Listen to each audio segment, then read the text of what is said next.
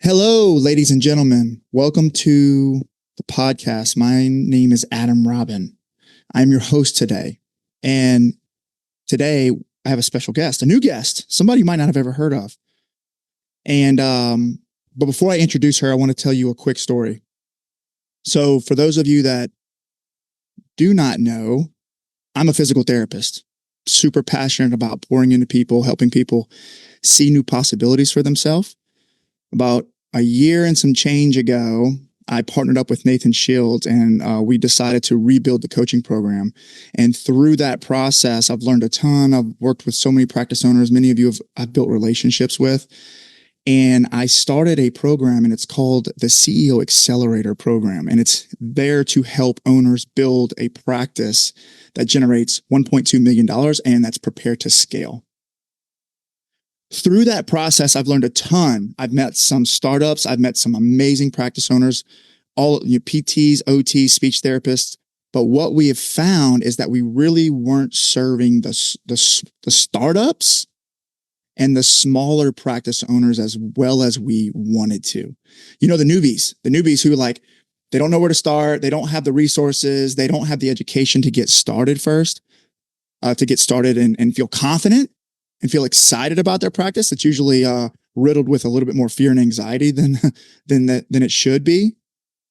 And so I went on a mission. Me and Nathan went on a mission to find somebody, an amazing human being who could help us build a program specifically to serve those practice owners. And I think we found her. And her name is Tracy Bond. And so today our guest is our new PPO coach, Miss Tracy Bond. How are you doing, Tracy? I'm great. How are you? Glad to be here. Glad to be part of PPOC and to meet lots and lots of people. Yeah. I'm super grateful to have you here. I think the best place to start is just kind of like who you are, what your story is, because you have an awesome story. I thought my story was cool. Your story is amazing. But before you start, just to kind of prep everybody, Tracy is a killer. That's how I introduce everybody to Tracy. She's a killer. She's scaled her practice like super quick, radically committed to a vision that was really, really scary.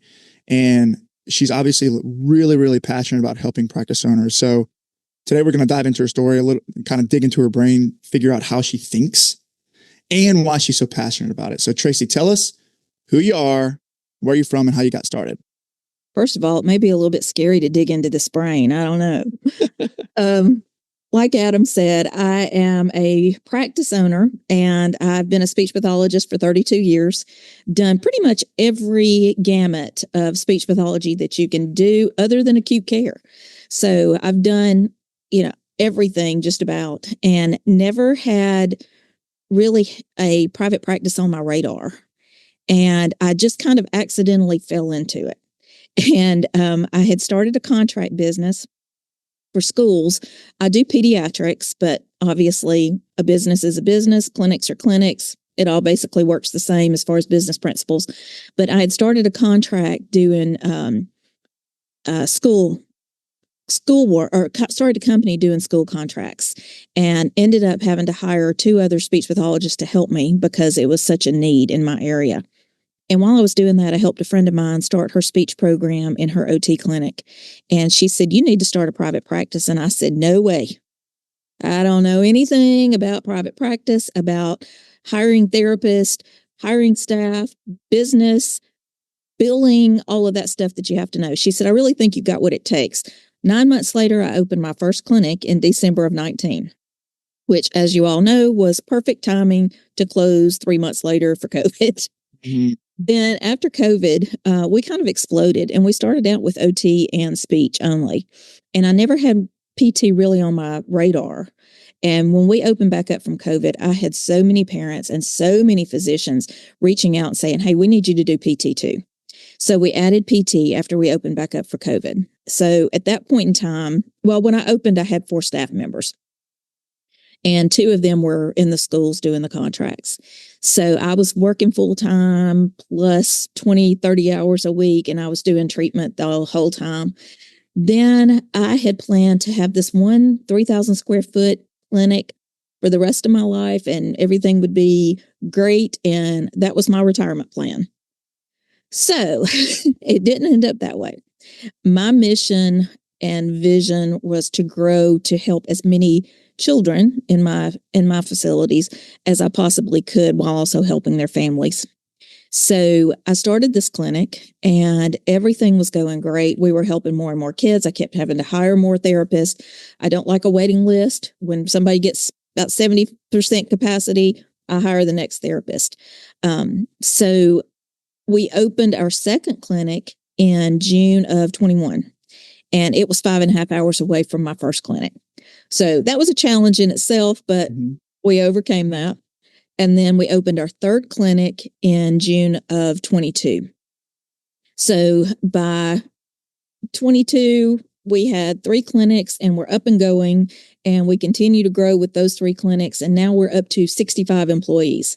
So we have grown exponentially. We did take a break in 2023 from opening clinics, and we haven't opened one in 2024, but we're working on those. And we plan to open 2 more in 2025. So, and obviously hire lots and lots more staff. Yeah. So that's my story. That's amazing. And I don't know if you might have mentioned it, but if you did, I missed it. Where are your clinics located? I have 2 around the Huntsville, Alabama area, and I have 1 in Gulf Shores, Alabama. Got it. I think that's incredible. It's incredible.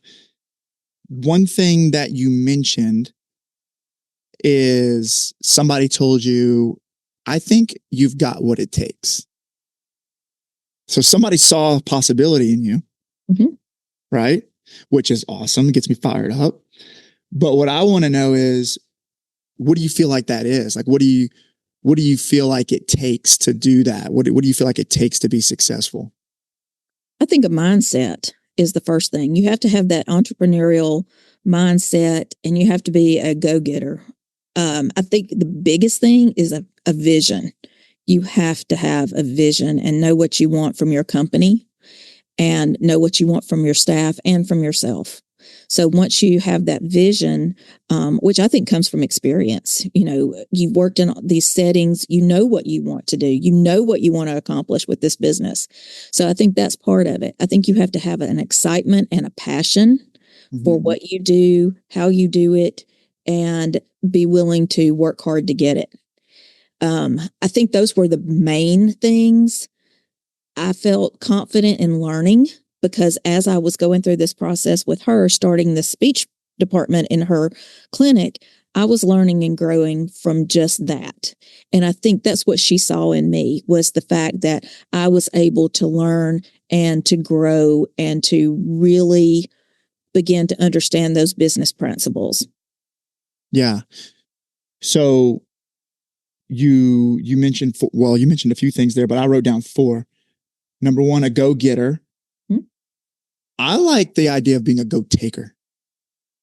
That's a good point. But take what you want, take what you deserve, obviously in an ethical and compassionate and way. But like, one of the things that I love about our profession, and when I say profession, I mean like rehab profession, PTOT speech, is our desire to just want to pour into others. Yep. Like, we love people.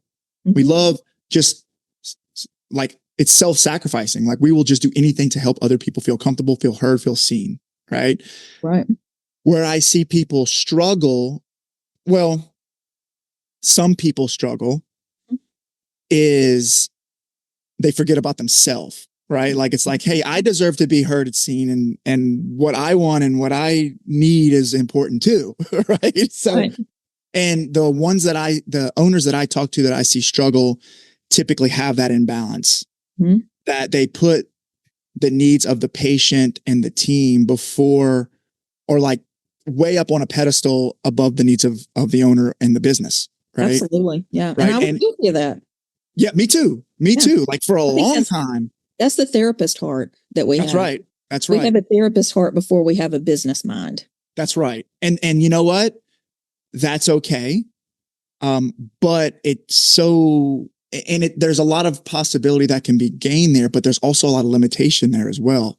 And what I recognize is the owners that do well with us in our program and the ones that I coach, I know that you and I probably coach a little bit differently, but are the ones that decide that the owner's needs and the business needs are just as important, that we need to pull that need up on an equal playing field as the patients and the team, right?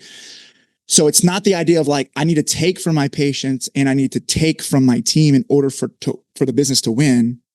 It's, I need to match that intensity, right? So like, I need to keep serving my patients and my team at a maximum level, but I also need to bring the needs of the business up with it. So the ones that do that and create that mindset and that framework and buy into that and get their team bought into that idea typically do well. Right. Right. And so the idea of being a go-getter, and then the idea of having a vision, a compelling vision, something that excites you, something that brings passion. I would assume that you didn't start off with that type of vision. No, not at all. I would assume, right? But you probably you were like, I'm just going to get a clinic going. You know what I mean? Yeah. It's like open one 3,000 square foot clinic with OT and speech. I'm just going to figure it out. Right. Day one, I'm going to show up with my pen and my paper and I'm going to start asking questions and I'm going to figure it out. Right. Which is very time consuming without somebody to help you do that. Yeah. Yeah. So you developed a compelling vision through experience, through time, through that challenge. And then the other thing that you said was learning. Mm-hmm. The other thing that I see that separates great entrepreneurs and those that kind of repeat the same year over and over and over is this idea of learning. And I don't know if you follow Alex Hormozi any, but he's just like this, very straight to the point business mind, like this refreshing, like just shut up and do it kind of a thing. But the way he describes learning is like, if I show you a red card and I slap you in the face, and then I show you another red card and you don't duck and I slap you in the face again, you didn't learn. Right? The ones that learn are the ones that see the red card and they're like, oh, I need to duck. Right. So they're good at like stepping out of the chaos, debriefing their experience, recognizing when they're losing, and then deciding that maybe something needs to change here. Maybe the habits that I have, what I'm spending my time on, the people I'm hanging out with, where I'm investing my energy, typically changes frequently because they're learning lessons. I think that's hard because a lot of people don't adjust well to change. And that's something that a business owner has to be able to do. They have to be able to adjust with change, not only themselves, but train their staff and their leadership teams to be able to handle those changes as well. Yeah. Well, you learned a ton, and you learned a ton. And learning doesn't always mean reading a book. Right. Learning means getting out there and doing it and messing it up and fluffing it up and failing and getting back up and doing it again. Right. And but doing it differently. Right. Yep. Exactly. Willing to do the uncomfortable thing, fail, get up, keep going. And you should be doing that daily. Right? Like not once a year, learn a lesson. Once a day, learn something great, fail at something and learn and fix it and get better. Yeah. It's always ever evolving. Right. And so like, I don't know if I'm sure you've had this experience, but you and I are wired similarly, but I've had my team complain to me at times and be like, Adam, you just got it's too much change. Like it's just every day there's a new idea. There's a new thing that we're implementing. And it's like, yeah, because I'm learning, buddy.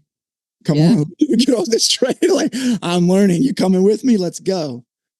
So that's some of the characteristics that I see in owners that really just take off.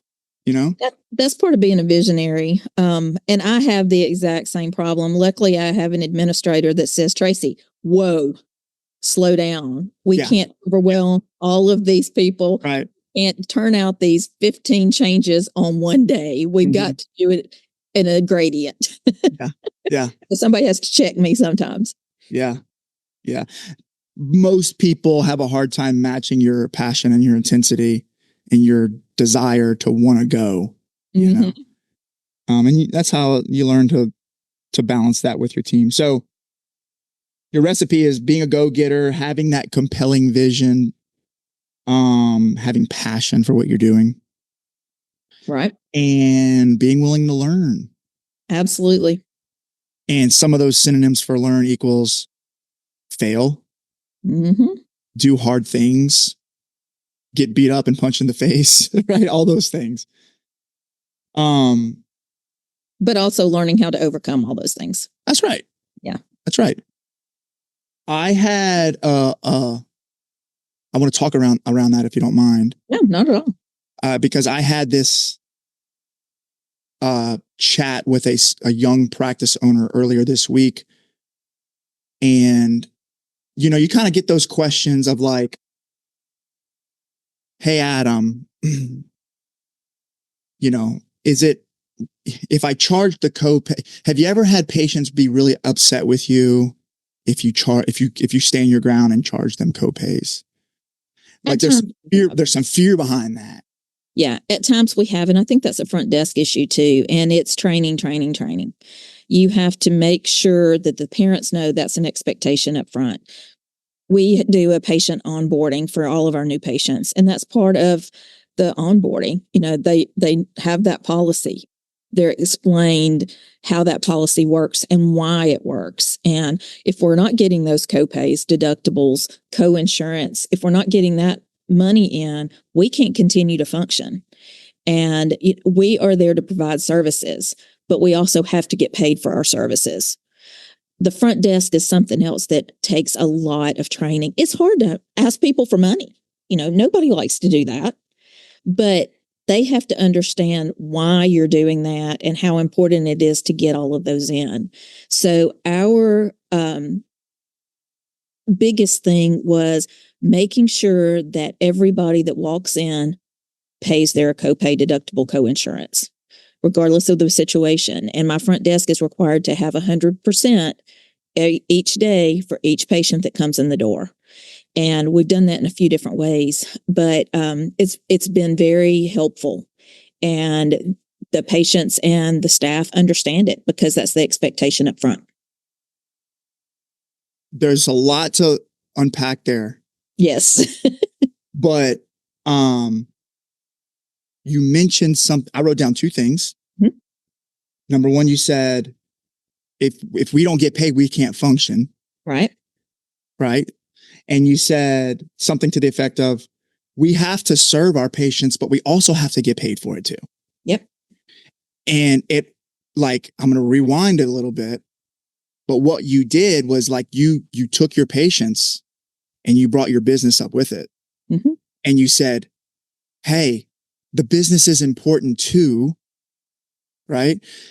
And only once you establish that belief system and that mindset, were you able to enroll your team behind it and build training around it, right? Yep. Because I'm sure you're probably like, well, I don't know, maybe not, but like me, like I wasn't like that when I first started. I was the same way. I was like, I couldn't, like if it was a $5 copay, I was like, I ain't charging it because I ain't losing this patient. Like I need this patient so bad. And I would just self-sacrifice and I'll just work on the weekends if I have to. That comes down to therapist heart too. Yeah. Perfect story there is when I started thinking about doing this and told my husband, I think I want to open a private practice. He looked me in the eyes and said, Tracy, you have a therapist heart. I know how you think. We have to make enough money to pay the bills and to pay salaries. And I was like, okay, then if that's a requirement, you know. So that's exactly what it was. You know, you hate to ask them for money, but does a physician's office hate to ask for money when they walk into a physician's office? We're healthcare professionals just like a physician, and they should have those same expectations when they come into our clinic for therapy as they do going into a physician's office. Totally. 100%. But it took some work for you to get there, right? Same for me.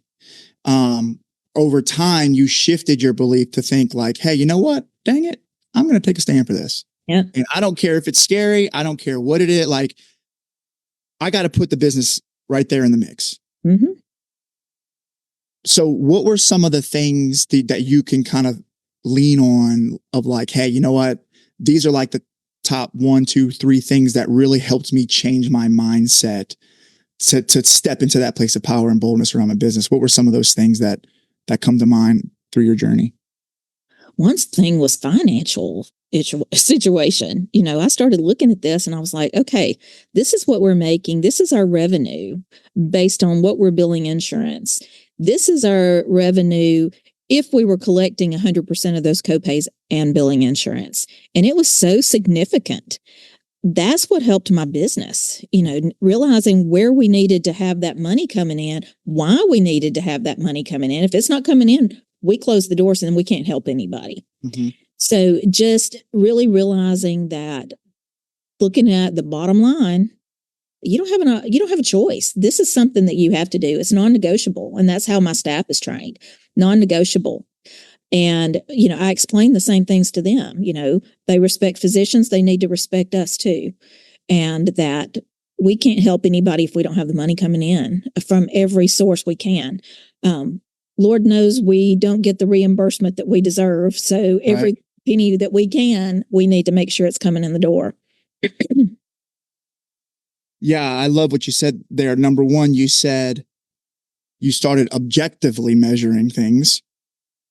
Well, I would assume like for me, prior to that, I was just experiencing a lot of pain, like a lot of like long hours, overwhelm, work, and not really finding the freedom and the fulfillment that I really wanted out of my business. That I went through that for like a year, and I was like, okay, no.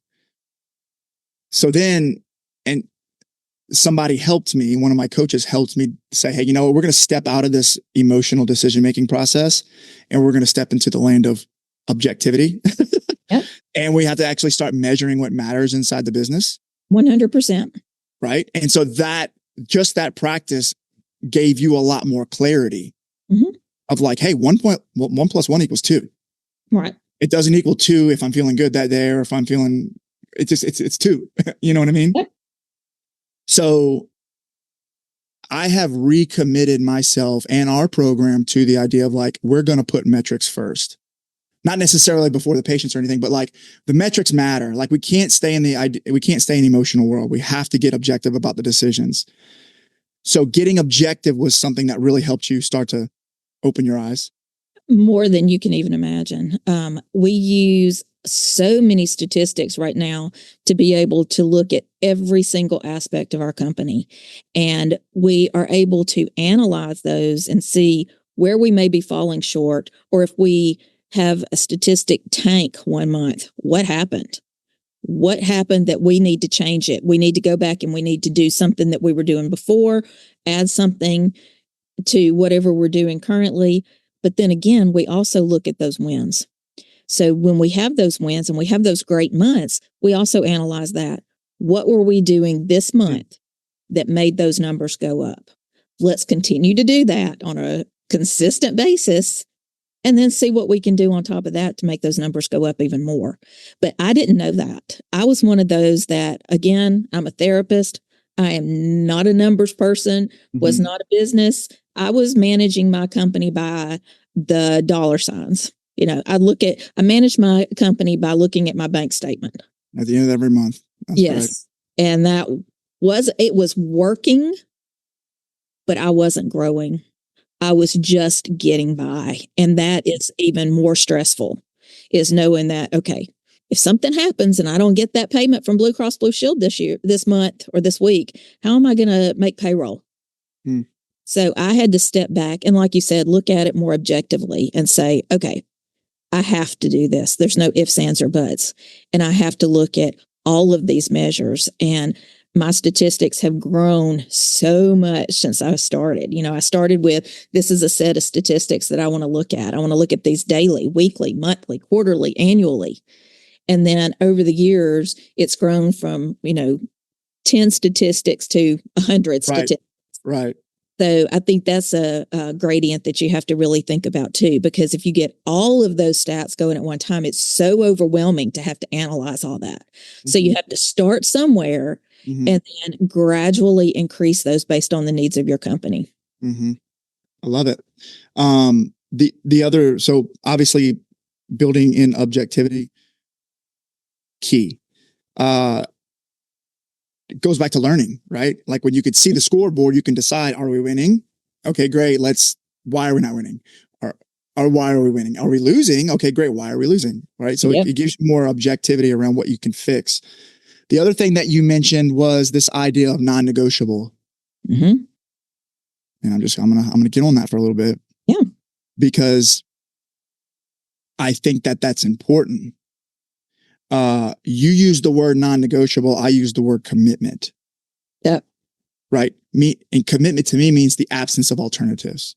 Yep. There are no alternatives. It is or it is. Mm-hmm. You know, right? So I believe that owners who are radically committed towards their principles typically do well. Yep. Like there is no alternative. Like I'm just going to get it done. And even if it's scary and if I mess it up, I'm going to learn. Mm-hmm. Right? So I think that's great. And your staff needs to know it's okay to mess up. Of course. And I have several in leadership positions now, and I wouldn't have put them in those positions if I didn't trust them. Same thing with the therapist. I wouldn't put them in that position if I didn't trust them to do their job. They don't need me micromanaging, but their biggest need is those very clear expectations from the very beginning. What does your commitment look like? What is non-negotiable in your specific role? Mm-hmm. The other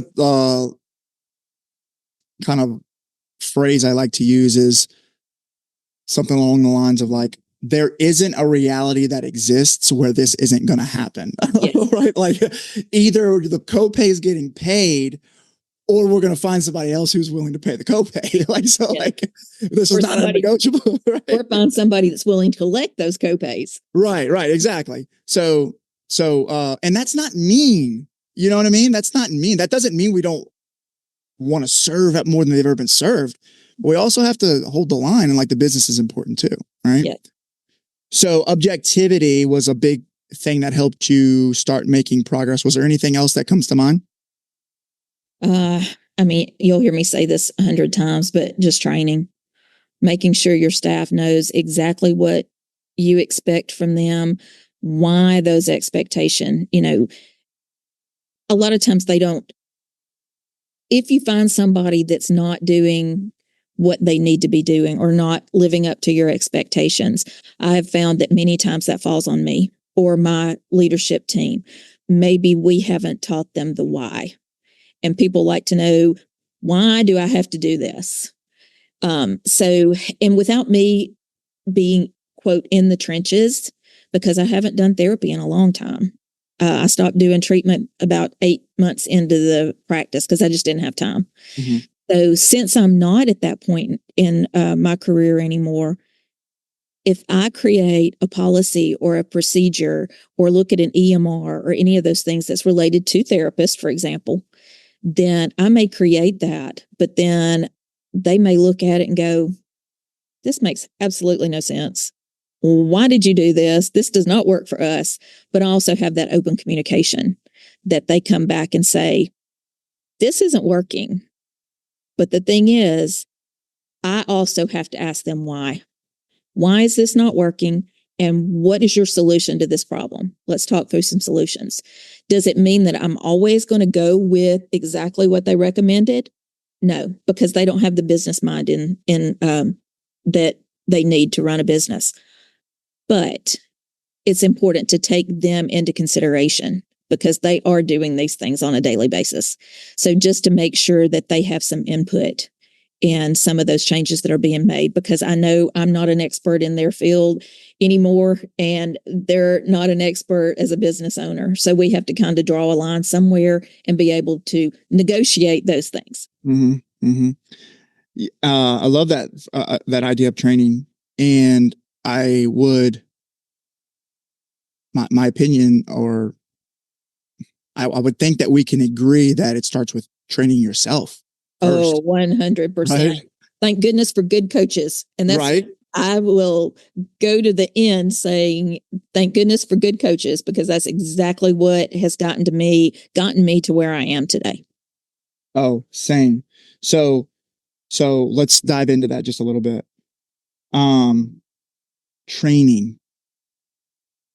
Training.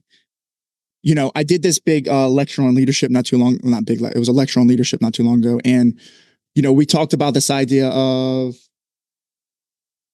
creating this belief system around your business being just as important as the patients in your team, just as important. And and I use that word belief system intentionally because there are only two ways to change your beliefs.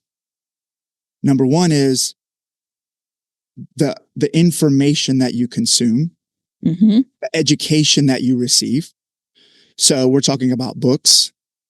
We're talking about podcasts. We're talking about whatever it is, whatever way you like to consume information. Networking. Exactly. And then the other thing is going to be what people tell you. Yes. What people tell you, right? So the information that you receive and what people tell you. So if we understand that, listen to me, guys. If we understand that the belief system that we hold will determine the outcomes of your business. Because if I believe I can take a stand for it, I can create training around it. I can create clarity around it. I can train my team. And the way to do that is to, number one, consume quality information regularly. Yes. Right? Education, books, podcasts, hang around people who challenge the way that you believe, the challenge the way that you think. So show me your friends, I'll show you your future. If you want to be a millionaire, you got to hang out with millionaires. I love it. Right? And then having a guide or a mentor or a coach who's been there, who's gone through that pain dip, and who can be like, hey, let me tell you how to overcome that. And also kind of hold you accountable to stay true to the things that you say you're going to commit to. Yeah, and help them problem solve just like we want to help our staff problem solve. Exactly. Yeah. You know, so if you just plug yourself in, if you say like, hey, I'm going to build this environment around me and plug into it and I'm going to commit to it, and it's a non-negotiable, it's impossible for you not to succeed. Right? Right. Yeah, I agree. Right. So, coaching changed my life. It really did. Like coaching and reading, it changed my life. So that's why I became a coach.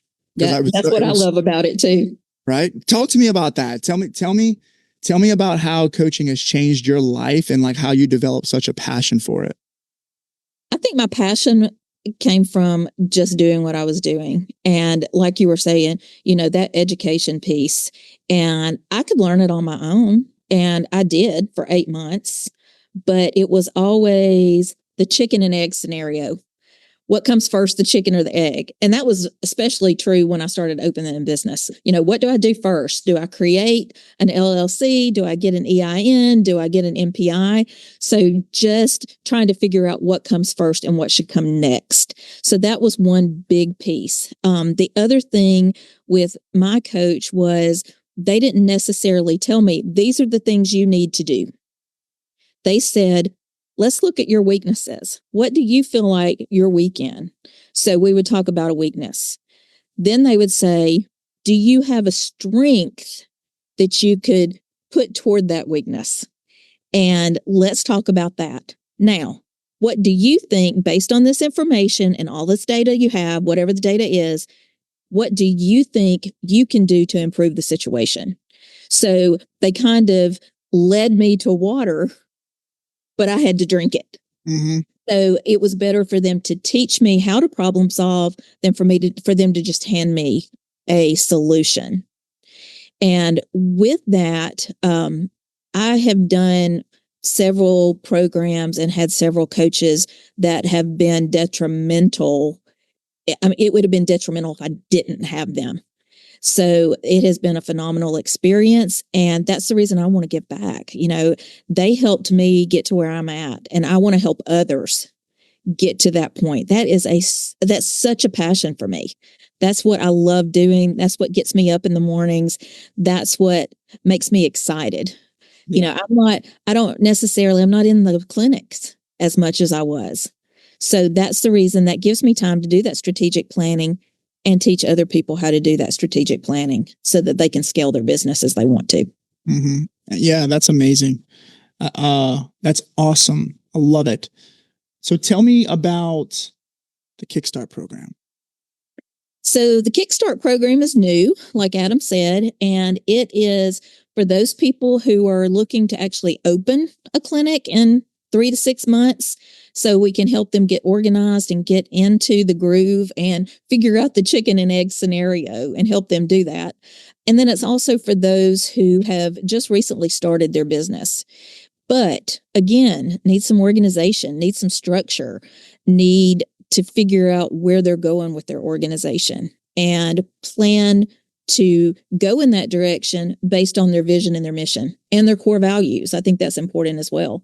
So it's just to get people over some of those hurdles and to decrease that pain, as you were calling it. Mm-hmm. And I think it's very important for them to know you're not on an island. We have all been there. And if you think that you're the only one that has had $10 in the bank and you need 11, you're not the only one. We've all been there. We've all struggled through that. But that's what the Kickstart program is for. It's to help you struggle less. We'll all have our trials and tribulations. That's the name of the game. But if there's somebody there that we can help you struggle less and to help you with those problem solving, that's huge. So the Kickstart program does that.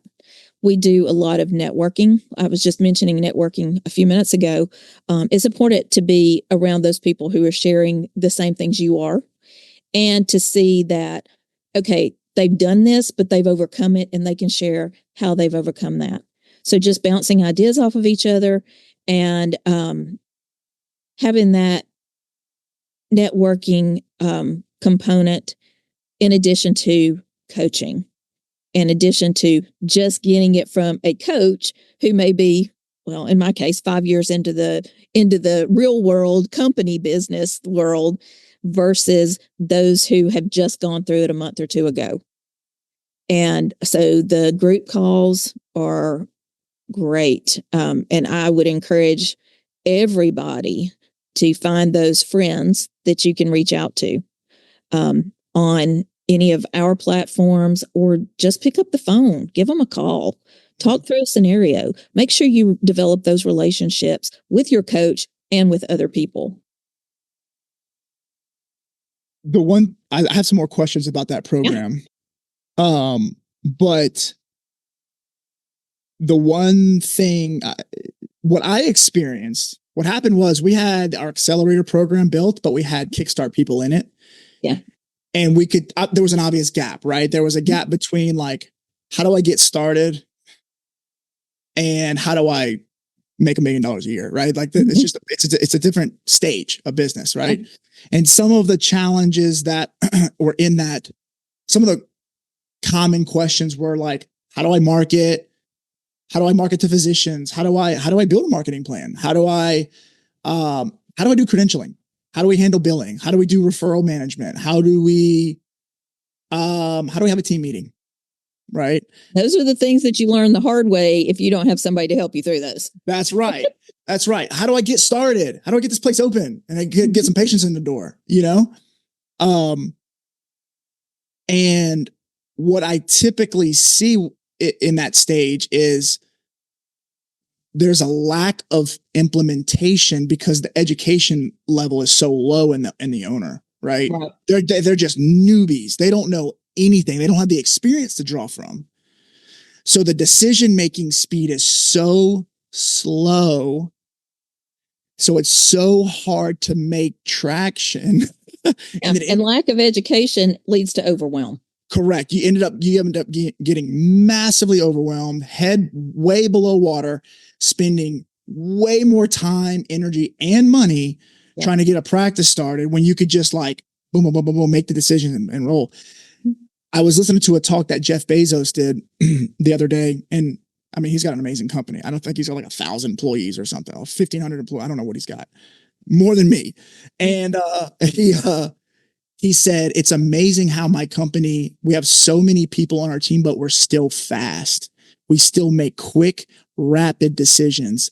And the teams and the entrepreneurs that can get to the decision quick and implement, Those are typically the people who do really, really well, instead of sitting around and, well, let me ask Tracy, let me Google it. Let me ask my friend. Oh, that didn't work. Instead, right. They're trying to find that clarity. So that's the power that I see in the Kickstart program. Like, we're empowering these people to, like, this isn't going to take 5 years to get profitable. Let's get profitable in 3 months. You know? Yeah. Because how many times have you heard people say, a business is not going to bring in any profit for 5 years? Yeah, that's bull. Whatever. That's bull. I hate that. Yes. It's a lie. Yes. Yes. It's a complete lie. And I also see a lot of business owners, clinic owners, who don't take a salary. They're Right. 2 years in and they're not taking a salary. What are you doing? We've got to figure out some way that you're being at least minimally compensated for all those blood, sweat, and tears that you're putting in, all of those hours you're putting in. So, let's make a plan around that. I love that. I love that. So essentially it's like, how do I get the knowledge, experience, and network of somebody who's been in business for 5 years in 6 months? I get it in 6 months. Like, you talk about getting on a rocket ship, like, you can make a lot of progress. The other thing that I wanted to ask you about, and we talked about it a little bit before we pressed record, is what I thought was really beautiful is you've created some flexibility in the price, right? So obviously, if you're going to hire a coach, if you're going to jump into a Kickstart program, it's going to cost some money. Mm-hmm. It's going to cost some thousands and save you millions, right? So like, and we don't necessarily have to jump into the details of the price, but can you talk through like those tiered structures and kind of what like tier A, tier B, tier C, what that might look like? Yeah, we've got 3 tiers, and I kind of think of them as a la carte, because we have certain things that we're going to be doing in those, but we also want to be able to start people, like you were saying, that big gap. We want to be able to look at what owners are currently doing and figure out what exactly they need to help them. So our first, or our lowest tier, if you want to call it that, is we do 3 group calls a month. And, our expectation is to be there at least to 2 of them. One of them's kind of optional, and I'll talk about that too. We have access to our Slack channel. So you've got that direct messaging or instant messaging to everybody that's enrolled in the Slack channel. And then I'm creating, and it will be ever evolving, what we call a Kickstart vault. And that's going to be a lot of great information and great resources for new owners to be able to have examples, have templates. Everybody can write a policy, everybody can write a procedure, but where do you start? So those things are in that vault, in addition to, how do I get motivated? How do I start marketing? How do I get a front desk up and running? So that information is in there. And as we have questions about different things, then we'll continue to add to that vault. That's amazing. Then the second tier is all of that, the 3 group meetings, the Slack channel, Kickstart vault, and then you have access to my cell phone number. If you need me, shoot me a text, pick up the phone and give me a call. If there's something emergency that you're like drowning and you have to have, if your hair's on fire, then, get in touch with me. And then the other thing with that program is there's a one-on-one call with me for every month. So for an hour, you would just sit down. If you need an hour, you'd sit down and we'd talk about what your challenges are, what your wins were for the last week, the last month, and then what we need to do over the next month to get that scale growing. And then the third one is all of that. Plus, we do 4 one-on-one calls per month. There are a total of 24 calls that are an hour long, and we do some of the same things. We have homework weekly instead of daily. So it holds you accountable to, okay, I'm not going to wait till the 3rd week in the month because I've got a call with Tracy next week. So I'm not going to wait 3 weeks. I'm going to actually get this done every week. And we want that to help you get yourself organized. look at your time management and how you can pour back into yourself and into your business. And then, of course, we still have the 3 group calls. And the 3 group calls, the first one of the month is a book study that I'm calling Star Books. And we'll have a book that we'll read every month. And then we'll have a discussion on that book on that first Wednesday of the month. And what we'll do is I'll send out an agenda so for the next 3-4 months, whatever, what the books are that we're going to read, so you can have those ordered in time. Then we'll have an agenda and we'll have discussion questions. And there's always, if you've got something that you specifically want to talk about, specifically want to ask, then we have a form that you can submit. And that will help me add all of those things to the agenda, so we make sure we cover everything that you want to. The second one is what I call Education Station. And we choose a topic. And this is a topic based on the needs of the group. What are some needs that several people in this group are looking at? If it's time management, then that meeting will be on time management. What are some things that we can do to control our schedules a little bit better, and how we can delegate things off of our schedule? And then the third one is Coach's Corner. And that is basically just a question and answer. You would give me the questions you want answered. We'll fit it into the schedule or the agenda, and we'll cover those and get feedback from me and feedback from others, and just ask any questions that you want to have. Then we've kind of added an a la carte, because some people feel like they need more one-on-one meetings than once a month, maybe not 3 times a month, and they want to schedule them when they're needed. So we've added that as well. So we can do a phone conversation or a Zoom or whatever, just as an extra benefit to any of those programs that they choose. I wrote down fractional business partner. Right? Yeah.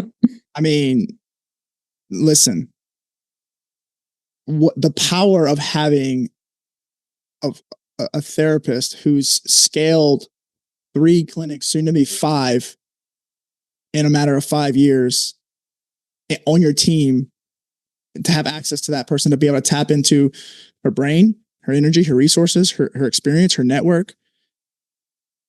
How are you not going to get value from that? It's like, it's hard. It's worth the investment. You know what I mean? Like that's just an investment in yourself. And that kind of comes back to that idea in the beginning of like investing in that training of that coaching, that the books, the podcasts, the community, right? Investing in that so that you can empower yourself to build the business that you want. Right. And when I was starting with my coach, I used the excuse, I don't have time. And I would put off things that I knew needed to be done. I would put them on the back burner. And what I learned was, when I started with my coach, and after a year of having a coach, I learned now all of those things I should have done in the beginning, I'm having to go back and redo or create. And I should have blocked off that time. I should have really, dove in and did those things, create time in my schedule to be able to follow through with all of those tasks. So when you're a year in, you don't go back and go, oh, I've got so much to do.